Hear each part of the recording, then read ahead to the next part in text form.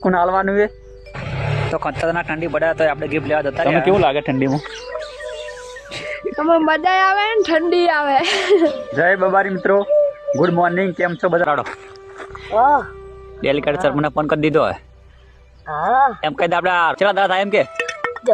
10 દાડા માં આવી જાય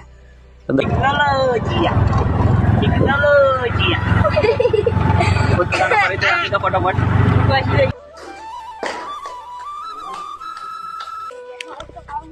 નિહાલ દેના તો રાત તો શની જહાજ આ તો 11 બોતલ લઈને ઊંઘો એવા 4 બોતલ લેવા પડશે મારા ભાઈ માટે ગિફ્ટ આવી તો ગિફ્ટ લેવા તમારો ભાઈ ઉપડી ગયો તો જો બરાબર